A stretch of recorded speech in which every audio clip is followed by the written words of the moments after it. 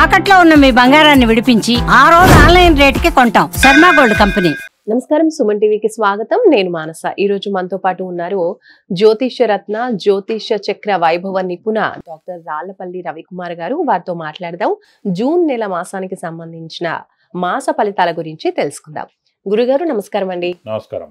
గురుగారు, ముందుగా ఈ జూన్ మాసంలో ద్వాదశ రాశులకి సంబంధించి అంటే నవగ్రహాలు ద్వాదశ రాశుల్లో ఏ ఏ స్థానాల్లో ఉన్నాయో ముందుగా వివరించండి. తప్పకుండా. శరదిందు సమాకారే పరబ్రహ్మ స్వరూపిణి వాసరాపీఠ నిలయే సరస్వతి నమస్తుతే. సుమన్ టీవీ ప్రేక్షకులకి నమస్కారం. ఈ మాసం అంటే జూన్ నెల. జూన్ నెలలో నవగ్రహాలు ఎక్కడ ఉన్నాయో తెలుసుకున్నాయి. ఎందుకంటే ప్రతిసారి మనం మాస ఫలితాలు చెప్పుకున్నప్పుడు ముందుగా ఏ గ్రహం ఏ రాశిలో ఉన్నాయో తెలుసుకుంటే సంచారం గురించి తప్పకుండా తెలుసుకోవాలండి. ముందుగా వచ్చేసి సూర్యుడు అంటే రవి. అంటే ప్రతి నెల కూడా 15వ తారీఖు నుంచి ఒక రాశి నుంచి ఇంకో రాశిలోకి మారుతారు. సో మనకి జూన్ 15 నుంచి వేసుకుంటే కనుక జూన్ 14 తారీఖు దాకా వృషభ రాశిలో ఉంటారు. జూన్ 15 నుంచి మిథున రాశిలోకి వస్తారు. సో జూన్ 15 నుంచి చూపించగా జూలై 14 దాకా రవి మనకి మిథున రాశిలోనే ఉంటారు. అలాగే బుధుడు వచ్చేసి మనకి మిథున రాశిలో స్వస్థానంలో ఉంటారు. అలాగే మనకి శని వచ్చేసి ప్రస్తుతం మీన రాశిలోకి ప్రవేశించారు. అలాగే గురువు కూడా మనకి మిథున రాశిలోకి ప్రవేశించారు. మిథున రాశిలో ఉంటారు ఈ సంవత్సర కాలం అంతా. శని కూడా సంవత్సర కాలం అంతా మీన రాశిలో ఉంటారు. అలాగే రాహు వచ్చేసి మనకి కుంభరాశిలో ఉంటారు. అలాగే మనకి కేతు వచ్చేసి మనకి సింహరాశిలో ఉంటారు. అలాగే కేతుతో పాటు కుజుడు కూడా అక్కడే సింహరాశిలో ఉంటారు. ఇది కాకుండా ముఖ్యంగా శుక్రుడు వచ్చేసి మనకి మేషరాశిలో ఉంటారు. ఈ కాంబినేషన్ అంతా మనకి ఈ నెలల్లో ఇలా ఉంటుంది. ఇప్పుడు ముఖ్యంగా అంటే 5/6/2025 నుంచి కుజుడు నీచత్వం వెళ్ళిపోయి మనకి సింహరాశిలోకి ప్రవేశిస్తున్నాడు. ఇన్నాళ్ళు మనకి ఈ యుద్ధ వాతావరణం తీసుకోండి, ఎర్త్క్వేక్స్ లాంటివి తీసుకోండి, అలాగే ఫైర్ యాక్సిడెంట్స్ తీసుకోండి, అలాగే ఇల్లు కూలిపోవడాలు కానివ్వండి, ఈ మిలిటెంట్ అటాక్స్ కానివ్వండి, ఇవన్నీ కూడా ఈ నక్సలైట్స్ కానివ్వండి, ఇవన్నీ సమస్యలు కూడా ఒక కొలిక్కి వచ్చినట్టమాట. 5/6/2025 నుంచి కుజుడు నీచత్వం వెళ్ళిపోతుంది. ఎందుకంటే ఇది లాస్ట్ ఇయర్ అక్టోబర్ నుంచి ఉంది మనకి కుజుడు నీచత్వం అనేది. సరే వక్రగతి అని మామూలుగానే వచ్చింది, మళ్ళీ ఏప్రిల్ నుంచి మళ్ళీ విజృంభించింది. సో ఈ కుజుడు నీచత్వం అనేది వెళ్ళిపోతే కనుక మనకి దేశానికి కూడా అంటే పీస్ఫుల్గా ఉంటుందని చెప్పుకోవచ్చు. కానీ ఇక్కడ ఏంటంటే మళ్ళీ కుజుడు కూడా ఇక్కడ సింహంలో వచ్చినా కూడా కేతుతో కలిసి సప్తమ స్థానంలో ఉన్న రాహుని చూస్తున్నాడు. కాబట్టి ఇప్పుడు కూడా కొంచెం ఉదురుతూ ఉంటుంది. అంటే మనకి ఎప్పటిదాకా ఉందంటే మనకి 28 జూలై 2025 వరకు ఈ కుజుడు కేతువు కలిసి ఉంటారు. ఈ కుజుడిని రాహు చూస్తుంటాడు. సో 28 జూలై దాకా కూడా మళ్ళీ ఈ ప్రకృతి వైపరీత్యాలు కానివ్వండి ఇలాంటి వరకు చిన్న చిన్న జరిగేందుకు అవకాశాలు ఉన్నాయి. అలాగే యాక్సిడెంట్స్ ఎక్కువగా జరిగేటట్టు ఉన్నాయి ఈ 1 మంత్ ఈ 2 మంత్స్లో కూడా. అలాగే ట్రైన్ యాక్సిడెంట్స్ అవనివ్వండి, అయితే బస్ యాక్సిడెంట్స్ అవనివ్వండి, ఫైర్ అంటుకోవడం కానివ్వండి, షార్ట్ సర్క్యూట్ కానివ్వండి, ఇల్లు కాలిపోవడం కానివ్వండి, అలాగే చిన్న చిన్న ఈ యుద్ధ వాతావరణం కాదు కానీ ఇలా అనవసరమైన చిన్న చిన్నవన్నీ కూడా జరిగేందుకు అవకాశాలు ఉన్నాయన్నమాట. సో కొంచెం జాగ్రత్త వహిస్తే సరిపోద్దని చెప్పుకోవచ్చు. అలాగే మనం ఇప్పుడు ఎక్కువగా మన రాశి ఫలాల్లో వివాహం గురించి వాటి గురించి చెప్పుకుంటాం. ఎందుకంటే వివాహం మెయిన్ ఏంటంటే ఈ మూఢం అవి ఉన్నప్పుడు చేయకూడదు. అంటే ఏదైనా ఎన్ని శుభకార్యం అంటే ఈ ఇంటి గృహప్రవేశం కానివ్వండి, శంకుస్థాపన కానివ్వండి, అలాగే వివాహం కానివ్వండి, అలాగే ఎంగేజ్మెంట్ కానివ్వండి, ఏదైనా ఎన్ని మేజర్ శుభకార్యాలు ఏవైనా సరే మూఢంలో చేయకూడదు. ఎందుకు మనం అలర్ట్ చేస్తున్నాం అంటే అండి, మూఢం మనకు ఇంచుమించుగా 3 నెలల పాటు ఉందండి.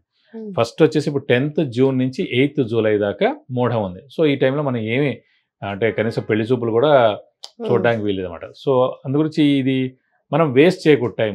ఈ ఏడాది గురుబలం బాగా ఉన్న వాళ్ళందరూ కూడా త్వరగా మనం ఫిక్స్ చేసుకుంటే మంచిది. అలాగే మళ్ళీ నవంబర్ 30 నుంచి 13th ఫిబ్రవరి 2026 దాకా అంటే అదొక 75 రోజులు. ఈ 10th జూన్ నుంచి 8th జూలై దాకా తీసుకుంటే 30 రోజులు. చూసి ఓవరాల్గా మనకి 100 రోజులు 105 రోజుల దాకా మూఢమే ఉంటుంది ఈ సంవత్సరం అంతా. కాబట్టి గురుబలం బాగా ఉన్న వాళ్ళ మటుకు గట్టి ప్రయత్నం, మానవ ప్రయత్నం, స్పీడ్గా స్మార్ట్ వర్క్ చేసి ఏదైనా చేసి ఫాస్ట్గా పెళ్లి కుదుర్చుకోవడం అనేది చేసుకుంటే చాలా మంచిది. గురుగారు, మకర రాశి వాళ్ళకి ఈ నెల ఎలాంటి అనుకూలతలు కనిపిస్తున్నాయి?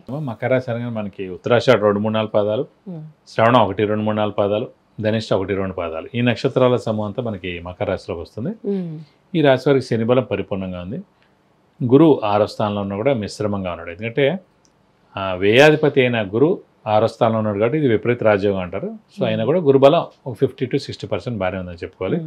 మెయిన్గా యోగకారకుడు, అదృష్టకారకుడు అయిన గ్రహం శుక్రుడు కూడా ఇప్పుడు ప్రస్తుతం మనకి 31st మే దాకా ఉచ్చలో ఉన్నాడు. సో మన దాకా అదృష్టం పరిపూర్ణంగా ఉంది. అలాగే మనకి జూన్లో రాగానే మళ్ళీ శుక్రుడు కూడా స్వస్థానంలోకి వస్తాడు కాబట్టి నెక్స్ట్ మంత్ నుంచి ఎలాగో అత్యద్భుతంగా ఉంటుందని చెప్పుకోవాలి. ముఖ్యంగా ఇవన్నీ కాకుండా రాష్ట్రాధిపతి అయిన శని మటుకు 3వ స్థానంలో ఉన్నాడు. తృతీయ అంటే పరాక్రమం, జనాల సహాయ సహకారం, అలాగే మన చెల్లెలు కానీ తమ్ముడు కానీ ఆ ప్లేస్ అన్నమాట, మనకన్నా చిన్నవాళ్ళు. సో వాళ్ళకి అత్యద్భుతంగా ఉంటుంది. అలాగే కమ్యూనికేషన్ స్కిల్స్, రైటింగ్ స్కిల్స్ కూడా తృతీయ స్థానంలో మనం తెలుసుకోవచ్చు. ఈ తృతీయ స్థానంలో శని ఉండడం చేత అవన్నీ కూడా మెరుగుపడతాయని చెప్పుకోవచ్చు. నేను అలాగే శని ఆరోగ్యకారకుడు, ఆయుష్ కారకుడు కూడా ఏ మనిషికైనా, అలాగే వృత్తి కారకుడు కూడా, సో ప్రొఫెషన్ కారకుడు కూడా. సో కాబట్టి ఖచ్చితంగా ఆరోగ్యం బాగుంటుంది, ఆయుష్ బాగుంటుంది, ప్రొఫెషన్ కూడా చాలా బాగుంటుందని చెప్పుకోవాలి. ఇంకోటి ఈ శని తృతీయంలో ఉండడం చేత అంటే మనకి ఏళ్ళనాటి శని పాపం మకర రాశి వాళ్ళకి 7.5 సంవత్సరాల నుంచి తినేసింది. సో వెళ్తూ మేలు చేయాలి, కొంతమంది చేసింది, కొంతమంది చేయలేదు. కానీ ఇప్పుడు తృతీయ స్థానంలో ఉన్నప్పుడు ఖచ్చితంగా చేస్తుంది. ఎందుకంటే 3, 6, 11 స్థానాల్లో శని మంచి రాజయోగాన్ని ఇస్తారండి. పైగా మీనరాశిలో ఉన్న శని కాబట్టి ఖచ్చితంగా ఇంకా పెద్ద రాజయోగం కూడా ఇస్తారు. అలాగే దైవబలం, దైవానుగ్రహం కూడా ఖచ్చితంగా పొందుతారు. ఎందుకంటే అది మీన రాశి అధిపతి గురువు కాబట్టి ఆ రాశిలో శని ఉన్నాడు కాబట్టి ఖచ్చితంగా వీరికి యోగాన్ని ఇస్తారన్నమాట. కాబట్టి వీరికి ప్రస్తుతం అయితే ఈ నెలలు కూడా అత్యద్భుతంగా ఉందని చెప్పుకోవాలి. ఇంకోటి అష్టమ స్థానంలో కుజుడు, కేతు ఉన్నారు కాబట్టి అష్టమ స్థానం కొంచెం యాక్సిడెంట్స్, ఆయుష్ స్థానం కాబట్టి కొంచెం కుజకేతువులు అక్కడ ఉన్నారు కాబట్టి చిన్నపాటి యాక్సిడెంట్ జరిగేందుకు అవకాశాలు ఉన్నాయి. కొంచెం వెహికల్ డ్రైవింగ్ జాగ్రత్తగా చేయండి. ఎందుకంటే 28 జూలై దాకా కుజకేతువులు అక్కడే కలిసి ఉంటారు కాబట్టి కొంచెం వెహికల్ డ్రైవింగ్ జాగ్రత్తగా చేయండి. అలాగే ద్వితీయ స్థానం అనేది అంటే కుటుంబ స్థానం, నేత్రస్థానం, ధనస్థానం, వాక్స్థానం. సో వాక్స్థానంలో రాహు ఉండడం చేత అనుకోని మాటలు ఏమైనా అనడం, స్ట్రేట్ ఫార్వర్డ్గా ఏదైనా ఎవరైనా అనడం, వాళ్ళని ఒప్పించడం ఇలాంటివి జరుగుతుంటే వాళ్ళు బాధపడేందుకు అవకాశాలు ఉన్నాయి. వాళ్ళు కూడా మిమ్మల్ని ఏమైనా అనేందుకు అవకాశం ఉన్నాయి కాబట్టి కొంచెం మౌనంగా ఈ నెలల్లో మౌనంగా ఉండడం, వెహికల్ డ్రైవింగ్ జాగ్రత్తగా చేయడం నేను చేస్తానంటే సరిపోతుంది. మకర రాశి వాళ్ళకి ఇంకా ఆర్థికంగా ఏ విధంగా ఉంటుంది గురుగారు? ఆర్థికంగా బాగానే ఉంటుంది. ఎందుకంటే యోగకారకుడైన శుక్రుడు, అదృష్టకారకుడైన శుక్రుడు, లక్ ఫేవర్ చేసే గ్రహమైన శుక్రుడు మొదదాకా 31 మే దాకా ఉచ్చలో ఉన్నాడు. ఇప్పుడు జూన్ నుంచి మేషరాశిలోకి వచ్చినా కూడా మళ్ళీ జూలై నుంచి 20-25 డేస్ దాకా శుక్రుడు స్వస్థానంలో ఉన్నాడు కాబట్టి ఖచ్చితంగా ఆర్థికంగా బాగానే ఉంటుందని చెప్పుకోవాలండి. గురుగారు, మకర రాశి వాళ్ళు ఉద్యోగస్తులకు ఏ విధంగా ఉంటుంది? ఉద్యోగ కారకుడు, వృత్తి కారకుడు, ప్రొఫెషన్ కారకుడు కూడా శని అండి ఏ మనిషికైనా. సో ఇక్కడ అనుకోకుండా రాశ్యాధిపతి శని అవ్వడం, అలాగే ఈ రాశ్యాధిపతి అయిన శని తృతీయ స్థానంలో చాలా బాగుండడం చేత వీరికి ఖచ్చితంగా నిరుద్యోగులకు ఉద్యోగం రావడం, ఉద్యోగస్తులకి promotions, name and fame, boss నుంచి మన్నన పొందడం, అలాగే ఫారెన్ టూర్ విజిట్స్, అసైన్మెంట్స్ కలిసి రావడం, ఇవన్నీ కూడా జరిగేందుకు అవకాశాలు ఎక్కువగా ఉన్నాయి. గురుగారు, మకర రాశి వాళ్ళు ఈ నెలలో ఏ పరిహారాలు పాటించాలో తెలియచేయండి. ప్రస్తుతం అష్టమ స్థానంలో కుజకేతువులు ఉన్నారు కాబట్టి సుబ్రహ్మణ్య స్వామిని ఎక్కువగా ఆరాధిస్తే చాలా మంచిది ఈ నెలలో, అంటే 28 జూలై దాకా.